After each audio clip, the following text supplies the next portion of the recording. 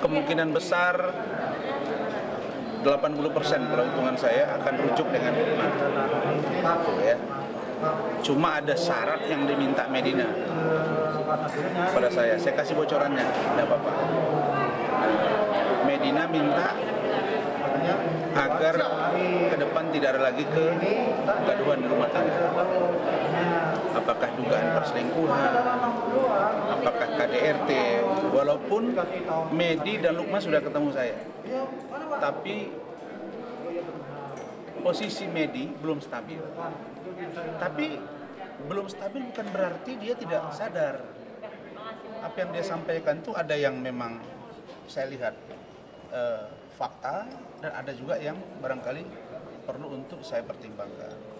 Jadi kalau Dennis bilang, wah itu pengakuan, dia ingin mengadukan, berarti dia tidak sakit lah. Dia nggak ngerti gitu. Ini orang sudah mulai membaik. Lalu kemudian diberi program healing. Baru kemudian Senin yang lalu dia sudah kontrol ke rumah sakit jiwa. Nah, pulang dari kontrol itulah dia telepon saya. Dia mengatakan, Bang, Lukman mau merujuk saya. Nah, lalu kemudian saya ingin agar tidak terjadi lagi keributan di rumah tangga, dugaan perselingkuhan, itu seperti apa? Itu lagi saya format. Nah, jadi saya ingin dan berdoa bisa Medina membaik, sehat dan rujuk dengan Lukman, sehingga mereka menghadapi masalah ini bersama-sama. Jadi saya ingin mendorong dan bisa saya katakan Lukman menyanggupi, dan kelihatannya 80% itu nanti mereka akan bersatu kembali di bawah pengawasan dan kontrol saya. Karena kita sudah bersepakat, mereka minta saya untuk jadi kuasa hukum usaha dan keluarga mereka. Kepala media saya omongin, ya. Karena sebagai abang, saya menjaga keduanya. Kenapa ini saya buka? Supaya ke depan, kalau ada pelanggaran dari salah satu pihak, saya nggak disalahkan. Jadi saya mencoba mempersatukan mereka. Medina harus berbuat apa, Lukman harus berbuat apa. Itu sedang saya format. Sambil menunggu pulihnya Medina. Begitu pulih, dua-dua ini akan fight. Begitu. Oke, tapi saat ini kondisi kesehatan medis sendiri makin membaik terus, dan salah satu dari mitra bisnis dia yang juga klien tetap saya sekitar 3,9 miliar. Insya Allah akhir bulan ini diselesaikan. Dan yang lain-lain menyusul akan diselesaikan. Bahkan ada upaya dari pihak keluarga terutama Lukman untuk 65 juta itu dikembalikan kepada Uya-Kuya. Tentang orang-orang yang selama ini menghujat dia, baik Lukman, baik Medi, oleh saudara Dennis, ya, yang saya lihat di situ keterlaluan. Nah, itu juga Medi dan Lukman sudah katakan akan membuat laporan polisi. Nah, kemudian Lukman mengatakan, Bang, keluarga saya, apakah Ayu, Rahma, Sarah, Azhari, semuanya itu tidak mencampuri urusan rumah tangga saya.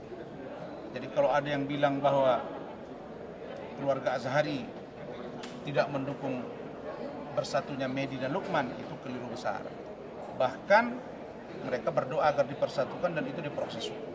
Saya dibawa-bawa dalam persoalan ini. Pinjam uang saya, itu semua yang buat Medi, bukan saya. Ya. Jadi jangan dikira saya pinjamkan uang terus saya akan tarik 150 juta. Saya heran nih, Dennisnya maunya apa? Nggak sebut-sebut nama lagi, bilang aja Rasman, rentenir. Kan enak. Rasman buat pinjaman uang besar sehingga memeras. Nggak sebut-sebut nama saya. Jadi saya bilang, terakhir kali lah ini, saya minta tolong. Nah, supaya Danis Cagesta ini, Danis Cagesta, supaya kalau bicara, terang-terang. Nah, begitu juga dengan Richard Lee, review. Bicara terang-terang. Nah, jangan bicara tidak terang. Sebut nama Rasman. Kalau nggak bisa Rasman, Lasman.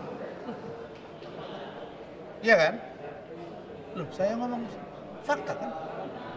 Nah, jadi terakhir, kalau mau bicara sebut nama Rasman.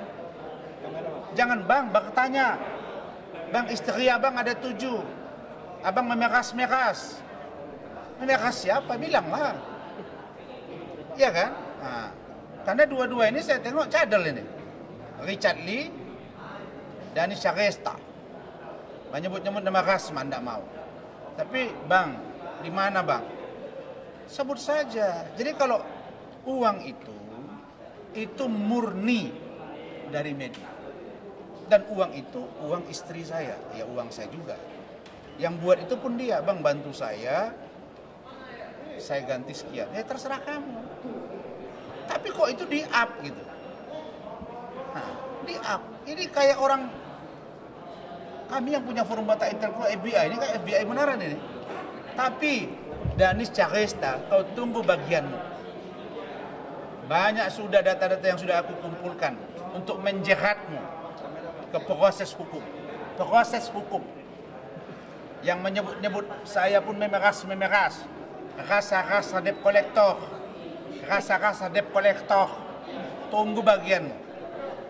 Nah, kau yang menjerit-jerit, minta tolong nggak bisa terkancing-kancing, saya tolong.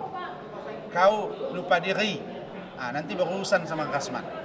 Nggak bisa Rasman, Lasman.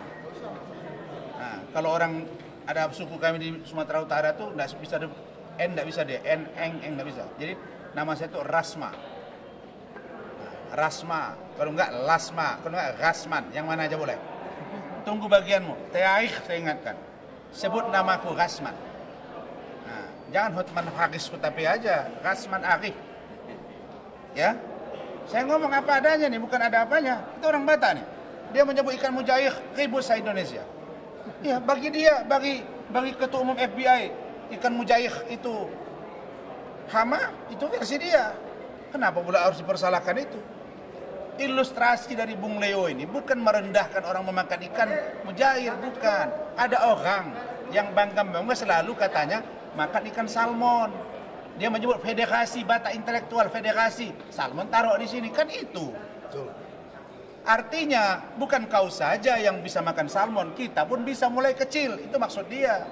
Dia mengilustrasikan di desa-desa itu ada ikan mujair. Ikan mujair ini dimakan orang. Nah, cuma ikan mujair ini kalau di sana dianggap misalnya, atau mungkin sebagian orang, hama itu bukan merendahkan, maksudnya bukan itu. Dia tidak usah dibibit pun dia hidup. Ini ada sungai, tidak usah kita tanam, kita kasih bibit pun dia hidup. Nah, hama dalam pengertian kalau ada, kita ini sudah berlaku sehat nih di lingkungan hidup kita, rumah tinggal kita. Oke? Kita merasa sudah bersih, tahu-tahu ada kuman di situ. Itu maksudnya.